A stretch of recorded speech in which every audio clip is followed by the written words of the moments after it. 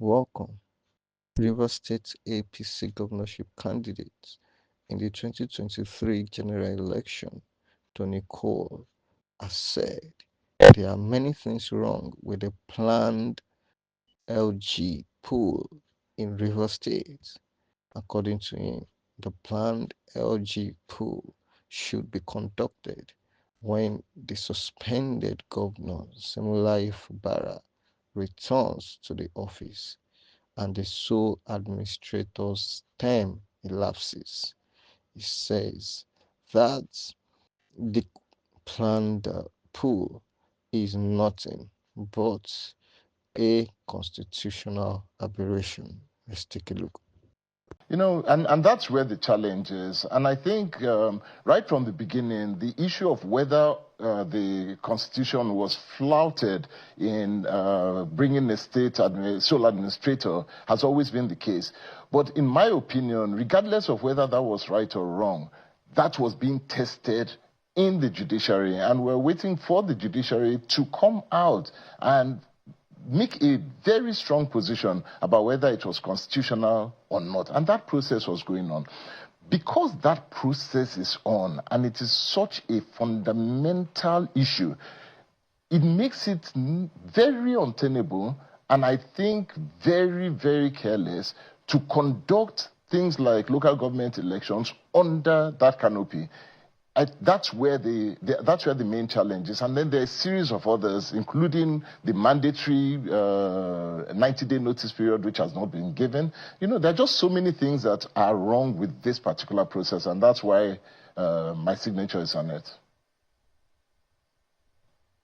What would you suggest as a way forward? Because it does look like there are plethora of cases that have been cited in that open letter. In that open letter, there are cases cited: Adewumi versus Plastics and Okafor versus Ume. The Supreme Court case is being also cited as though there is a quagmire, there is a stalemate, there is nowhere to go. What would be the suggestion of the elder statesmen and women who had written this letter? What is the intervention you're seeking from the president? Because it does look like you're asking the president, ultimately, the one that will be able to get the state out of this logjam.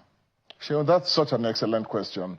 And the way I would answer this is that, first, the term of the sole administrator, 6 months, is coming to an end. I mean, by next month, it's done. What I would have advised would be allow that term to elapse. Because in the first instance, you have made peace between the governor, Siminalayi Fubara, and the protagonist, Nyesom Wike. So there's peace there. That's where all the crisis was coming from. So let's assume in the very much publicized peace arrangement a month or so ago that has been agreed, which should mean that if that peace is real, then the state governor will be coming back to office in a month's time, at which point you can then begin to conduct local government elections under an elected legitimate government, and then we move on. Nobody will have this kind of case to speak about. So why not wait the 1 month? If the peace is real, and the whole reason for this state of emergency was that there was this intractable commotion between the former governor and the present governor, which we are made to understand has been resolved, then why not wait? I can't understand why this rush for a local government election a month before the sole administrator's term elapses, unless there's something untoward. Maybe they want to extend the term for another 6 months. Who knows? Things just don't add up. So you suspect something could be in the offing, isn't it? Yeah, something could be in the offing. If there's such a rush for local government elections now, when the term of the sole administrator is about to elapse, then it raises questions. It just puts everybody in an uncomfortable situation. What is going on? Does it mean that the state governor, Siminalayi Fubara, is not going to come back? Does it mean that there is an extension? Does it mean that they don't trust him at all? Remember, he conducted local government elections before, and it was under similar circumstances, and the Supreme Court nullified it completely. Are they saying that as a state governor who is due to come back, they do not trust him to conduct legitimate local government elections, and so they want to impose or ensure that this process is finished before they hand over to him? Something is wrong. Something is off. And I don't trust this process. As a student of literature and one who also did a bit of literary aesthetics, looking at the language of the text which you're signatory to, there seems to be some kind of frustration that's come in the tone in which the stakeholders wrote to the president. And perhaps the unity that has now emerged from these very well-respected Rivers sons and daughters, one would have imagined that this had come earlier, when before all of this thing escalated into a state that it does now look like it is out of the hands of the elder statesmen who should have been consulted when there is a crisis in the state. So why is this coming now? Why didn't this convergence happen when the crisis, and when everybody, and I imagined, I remember my interview with you on 2 occasions. I had asked you, and you've listed people on the some of the signatories. You said these are the people that could make peace happen in Rivers State. Absolutely. Sure. Again, another great question. I would like to remind you that the Rivers State elders, a couple of them already on this list, plus the new ones that have joined, have issued severally communiques and letters to the president and also to Rivers State at various stages of this conflict on solutions that they believe need to be done.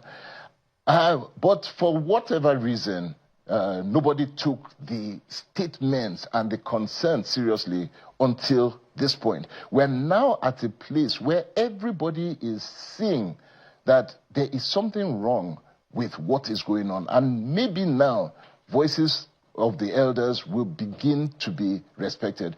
You asked what concerns us as elders of Rivers State, and I'll tell you one thing that concerns us. The main aspect of it is this ability to do whatever you like. We call it impunity, irrespective of what the judiciary says. And then after it is done, then everybody goes to court to go and see whether or not my impunity will stand or not. And I think it's very dangerous to continually test the judiciary by carrying out whatever you like, irrespective of past cases, past judgments, what the Supreme Court has said, what the law says. Just, there's so much impunity. You know, it shocks me. That's the perennial question all the time. I am still in the APC. Your friend, Rotimi Amechi, is gone to the ADC. So by association, there are those who are saying maybe you are now with your friend, Rotimi Amechi, in the ADC.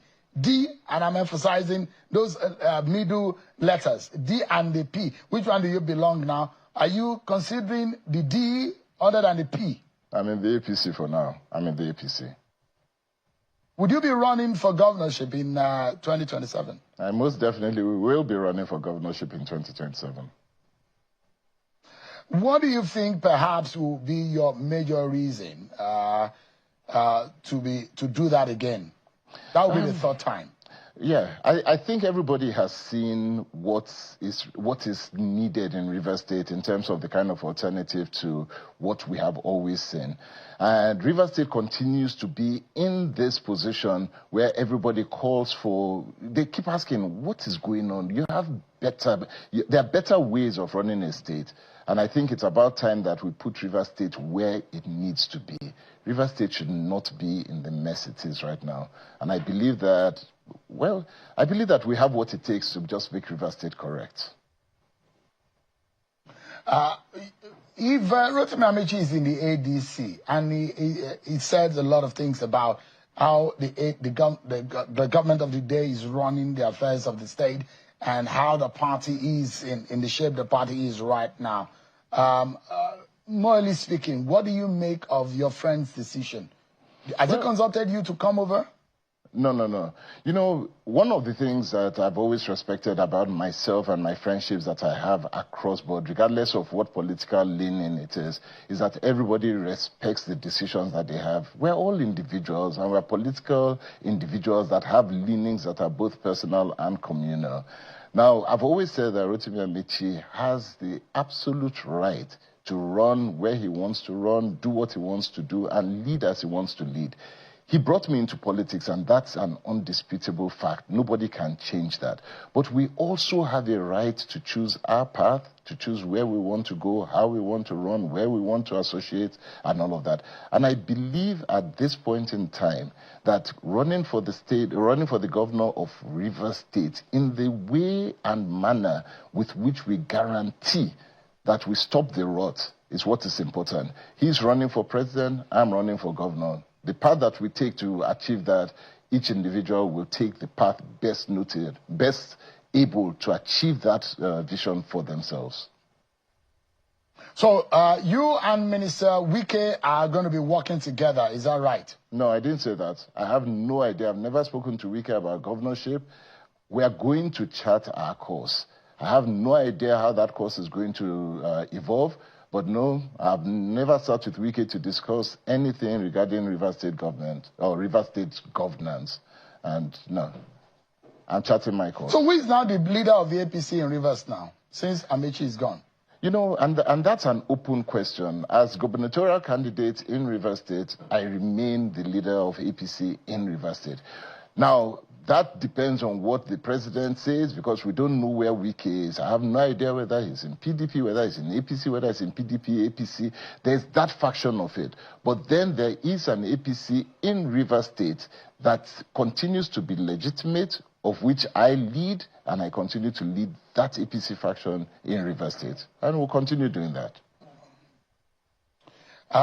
The likes of Mr. Jack Rich, Tonye Cole, I don't know how you're going to be able to coalesce with these people in charting a way forward for your party.